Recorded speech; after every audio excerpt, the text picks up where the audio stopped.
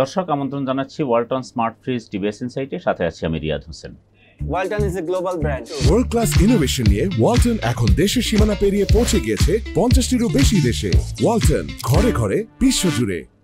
আজ আমরা কথা বলবো বাংলাদেশের ট্যাক্স ব্যবস্থায় একটি নতুন পদ্ধতি আসলে নিয়ে আসতে যাচ্ছে এনবিআর। সেটা হচ্ছে এতদিন ধরে বিচ্ছিন্নভাবে যে বাংলাদেশের ট্যাক্স ব্যবস্থায় এক ধরনের ডিজিটাইজেশনের কথা হচ্ছিল, সেখানে এখন সমন্বিতভাবে একটি ডিজিটাইজেশনের উদ্যোগ নিতে যাচ্ছে সরকার। তো এটি একটি বড় ব্যয়ের প্রজেক্ট এবং লম্বা সময় ধরে এই প্রজেক্টটি বাস্তবায়নের পরিকল্পনা চলছে, যার মূল উদ্দেশ্য আসলে কর ফাঁকি নিয়ন্ত্রণ করার মাধ্যমে সরকার রাজস্ব আয় বাড়ানো। এই বিষয়টি নিয়ে বিজনেস স্ট্যান্ডার্ডে একটি প্রতিবেদন প্রকাশ হয়েছে। প্রতিবেদনটি করেছেন আমাদের বিশেষ প্রতিনিধি জনাব আবুল কাশেম। আমরা বিষয়টি নিয়ে বিস্তারিত আরও কথা বলতে আজকে আমাদের স্টুডিওতে তাকে আমন্ত্রণ জানাচ্ছি। কাশেম ভাই, আপনাকে স্বাগত আমাদের স্টুডিওতে। আসলে যেটি আমাদের নিউজেই এসেছে যে একটা বড় ব্যয়ের বাজেট নিয়েই এনবিআর এখন বিস্তৃতভাবে সমন্বিতভাবে তাদের ডিজিটাইজেশন পরিকল্পনা করতে যাচ্ছে। আসলে কি করতে যাচ্ছে? ধন্যবাদ আপনাকে। এটা হচ্ছে ওয়ার্ল্ড ব্যাংকের আর্থিক সহায়তায় 1019 কোটি টাকার একটা প্রজেক্ট। এই প্রজেক্টের মাধ্যমে হচ্ছে এনবিআর তার কাস্টমস, ইনকাম ট্যাক্স এবং ব্যাট এই যে তিনটা উইং রেভিনিউ আদায়ের, এই তিনটা উইংকে হচ্ছে ইন্ডিভিজুয়ালি যেমন হচ্ছে পুরাটাই হচ্ছে অটোমেশন করবে এবং ডিজিটাইজেশন করবে, একই সাথে হচ্ছে একটা উইংয়ের সাথে আরেকটার হচ্ছে লিঙ্ক থাকবে। এটা একটা বিষয় যে আপনার ইনকাম ট্যাক্সের অফিসার সে দেখতে পারবে যে আসলে এই লোক কী পরিমাণ ব্যাট দিচ্ছে বা সে কী পরিমাণ এক্সপোর্ট ইম্পোর্ট করতেছে, এরকম যেটা এতদিন দেখা যাচ্ছে না। এটা একটা। আরেকটা জিনিস হলো যে সরকারের বিভিন্ন প্রতিষ্ঠানের আরও হচ্ছে এই ধরনের ডাটাবেজ আছে। যেমন আমাদের হচ্ছে সিটি কর্পোরেশনের ডাটাবেজ আছে, ঢাকা শহরে কার কার কতটি বাড়ি আছে বা কেমন বাড়ি আছে, সেখান থেকে কী পরিমাণ সে ভাড়া পায় বা রেভিনিউ আসে।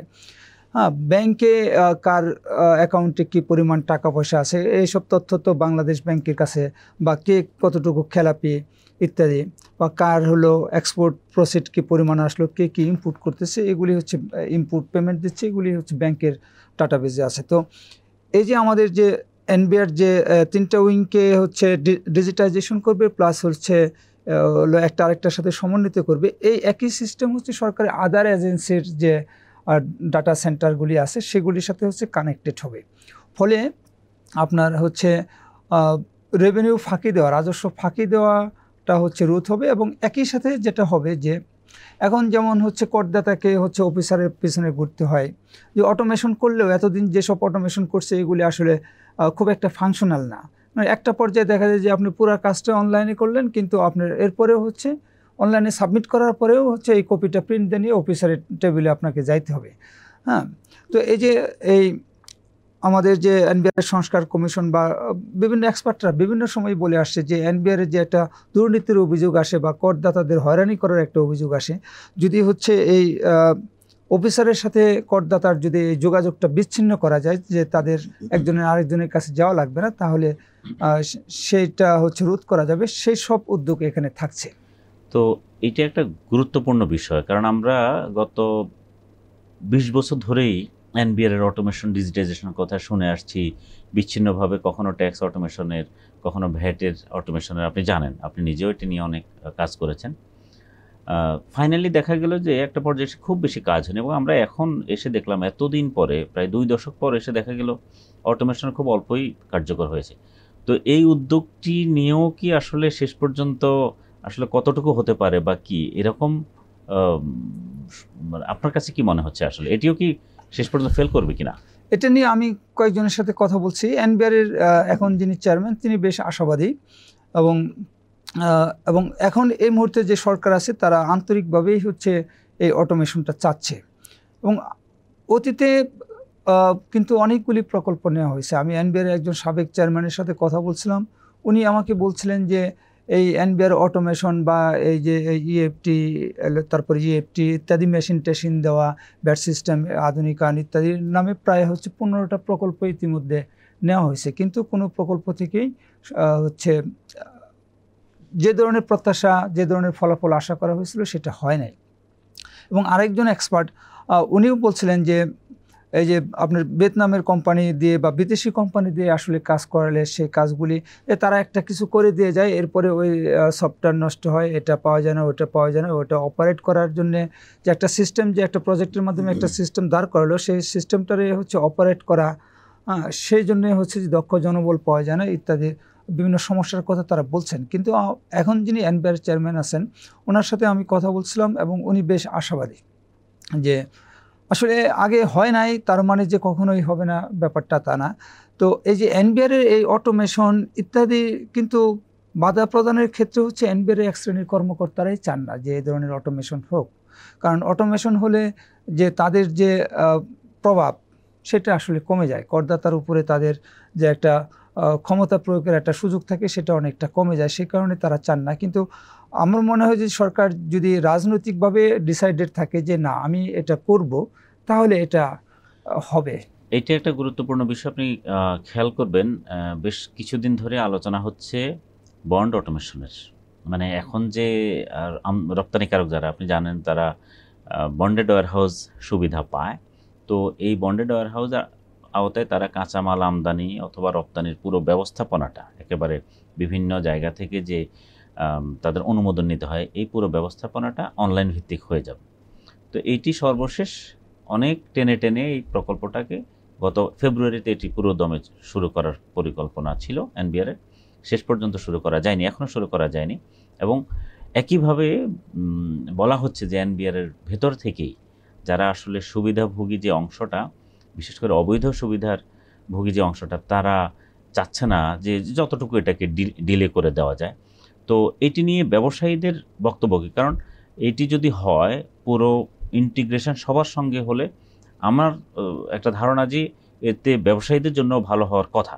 নিশ্চয়ই ব্যবসায়ীদের সঙ্গে কি আপনার কথা হয়েছে? হ্যাঁ, ব্যবসায়ীদের সঙ্গে কথা হয়েছিল। এখানে যেটা বিষয় হলো যে এনবিআরের যেমন সৎ অফিসাররা যেমন এটা চান, একইভাবে সৎ ব্যবসায়ীরাও হচ্ছে এ ধরনের চান।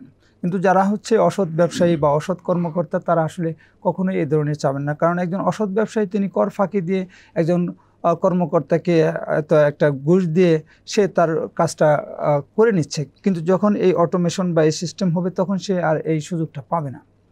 সেই কারণে তারাও হয়তো এটা চাবে না। দেখবেন যে সরকারে যখন হচ্ছে একটা ভালো পলিসি নেয়, তো সেই ভালো পলিসিটা এক্সিকিউট হলে দেশের বেশিরভাগ মানুষ বা রাষ্ট্র লাভবান হবে, কিন্তু কতিপয় প্রভাবশালী লোক হয়তো ক্ষতিগ্রস্ত হবে। তারাই হচ্ছে প্রভাব খাটিয়ে এগুলিকে হচ্ছে বিলম্বিত করার চেষ্টা করে। এই যে এখন যে আপনি যেটা বললেন যে বন্ড অটোমেশনের, এটা বন্ডের কিছু অফিসার নিশ্চয়ই চায় না, যারা এখন এই ম্যানুয়াল থাকলে তাদের হচ্ছে বাড়তি ইনকামের একটা সুযোগ আছে, তো তাদের সেই সুযোগটা বন্ধ হয়ে যাবে। আবার কিছু ব্যবসায়ী আছে তারা হচ্ছে এক্সপোর্টের নামে হচ্ছে অনেক বেশি ইম্পোর্ট করে তারা খোলা বাজারে বিক্রি করে দিচ্ছে। তারা আদৌ যে পরিমাণ কাঁচামাল ইম্পোর্ট করছে ওই পরিমাণের প্রোডাক্ট তারা এক্সপোর্ট করছে না, ফলে তারাও হচ্ছে এটা চাবে না। কারণ এটা অটোমেশন হয়ে গেলে তো এটা হয়তো আমাদের চট্টগ্রাম কাস্টমসের সাথে লিঙ্ক থাকবে যে সে বন্ডে কী পরিমাণ মাল আনছে এবং সেটাতে কী পরিমাণ ফিনিশ প্রোডাক্ট হওয়ার কথা এবং সে কতটুকু এক্সপোর্ট করলো। তো তারাও হচ্ছে এটা চাবে না। এই ধরনের হচ্ছে বিভিন্ন পক্ষ আছে, কিন্তু সেই কারণেই প্রয়োজন হচ্ছে যে আপনার সরকারের পলিটিক্যাল যে কমিটমেন্ট এবং পলিটিক্যাল উইল। কমিটমেন্ট হচ্ছে জনগণের কাছে আমি প্রতিশ্রুতি দিলাম যে আমি এটা করবো, কিন্তু যদি রাজনৈতিক ইচ্ছা সদিচ্ছা না থাকে যে হ্যাঁ যত বাধাই আসুক আমি এই কাজটা করবো for greater benefit of the nation, তাহলে কিন্তু এটা হয়ে যাবে। এই যে প্রজেক্টটা আসছে, এই প্রজেক্টটা এনবিআর চেয়ারম্যান আমাকে বলছেন যে এই অর্থ বছরের মধ্যে এটা একনেকে অ্যাপ্রুভাল হবে, অর্থাৎ 30 জনের মধ্যে হবে এবং এটা 2030 সাল পর্যন্ত এটা বাস্তবায়ন হবে। এখানে আরেকটা জিনিস ভালো আছে যে একজন ব্যবসায়ীর তার হচ্ছে টিআইএন আছে, যেহেতু তার পার্সোনাল ইনকাম ট্যাক্সের জন্য টিআইএন, এবং তার হচ্ছে যেহেতু সে কোম্পানির মালিক তার কোম্পানিগুলোর হচ্ছে ব্যাট নিবন্ধন নম্বরও আছে যেটা বিআইএন নামে পরিচিত। তো এই প্রজেক্টের আন্ডারে হচ্ছে আপনার যাদের এই দুইটা আইডেন্টিটি বা দুইটা দরকার বা আছে, তাদেরকে হচ্ছে সমন্বিতভাবে একটা ইউনিক আইডি দেওয়া হবে। এনবিআর চেয়ারম্যান আমাকে যেটা বলছেন যে ওনারা প্রথম দিকে চেষ্টা করবেন যে বড় বড় কোম্পানি যারা বড় বড় কোম্পানিগুলিকে এই সিস্টেমে নিয়ে আসা, তাহলে হচ্ছে যে অনেক বেশি রেভিনিউ এখন যে সমস্যাটা সম্ভব হবে। দেখা যায় যে আপনার কারো টিআইএন আছে, তো হয়তো তার বিআইএন আছে, বিআইএন মানে বিজনেস আইডেন্টিফিকেশন নাম্বার, যেটা দিয়ে মূলত উনি ভ্যাট বা কাস্টমসের কাজগুলো উনি করেন। ওই একটা থেকে আরেকটা কি ট্রেস করা যায় না, এটি একটি বড় সমস্যা, যার কারণে একই ব্যবসায়ী এখানে উনি কত টাকা ট্যাক্স দিলেন, সেখানে উনি কত টাকা ব্যবসা করলেন, এই বিষয়গুলো পুরোপুরি তথ্য পাওয়া যায় না। যদি একই ইউনিক আইডির অধীনে এটি নিশ্চিত করা যায়, সঠিকভাবে এটি চালানো যায়, তাহলে ডেফিনেটলি এখান থেকে একটা ভালো ফলাফল আসার সুযোগ আছে। গতকালকেই একটা সিপিডি, আপনি জানেন সিপিডি গতকালকেই একটা তথ্য প্রকাশ করেছে। সেখানে তারা বলেছে যে 2023 সালে বাংলাদেশে ফাঁকির পরিমাণ ছিল প্রায় 2,26,000 কোটি টাকা। এটা তাদের একটা এস্টিমেশন। তো আপনি খেয়াল করেন, আমাদের যেখানে রেভিনিউ যা আদায় হয়, যদি আমরা এই পরিমাণ ফাঁকি ধরি, তাহলে এটা 2/3 বলা চলে ফাঁকি। তো এর একটা অংশ ব্যবসায়ীদের বা ফাঁকি বাস যারা, তাদের কিছু অংশ এই অফিসারদের পকেটেও চলে যায়। সব মিলিয়ে এটা আসলে সম্ভাব্য যেই অংশটা সরকারের ঘরে আসতো, সেটা সরকারের কাছে না এসে এভাবে অপচয় হচ্ছে, যেই কারণে আমাদের ট্যাক্স টু জিডিপি রেশিও কম, যেটার জন্য আইএমএফের চাপ আছে। এটি যদি আমরা সঠিক নিশ্চিত করতে পারতাম, তাহলে নিশ্চয়ই আইএমএফের দ্বারের কাছে আমার যেতে হতো না, আমার তো ঋণের দরকার আইএমএফের হতো কাছ না। থেকে আমরা যেই টাকা আসলে লোন নিচ্ছি, তার চাইতে অনেক গুণ বেশি তো আমার এখানে রেভিনিউই আমার চলে আসতো। ফলে সরকারকে আসলে আইএমএফের কাছে এইভাবে আইএমএফের সব শর্ত যে বাংলাদেশের জন্য ভালো তাও নয়, কিন্তু আইএমএফের অনেক শর্ত ইচ্ছা না থাকা সত্ত্বেও সরকারকে আসলে মেনে নিতে হচ্ছে। আপনাকে ধন্যবাদ আমাদের আলোচনায় যুক্ত হওয়ার জন্য। প্রিয় দর্শক, এই ছিল আজকের Walton smart fridge TBS insight. আমাদের অনুষ্ঠান যদি ভালো লাগে তাহলে লাইক, কমেন্ট, শেয়ার করবেন। টিবিএস এর সঙ্গে থাকুন। আপনাদের ধন্যবাদ।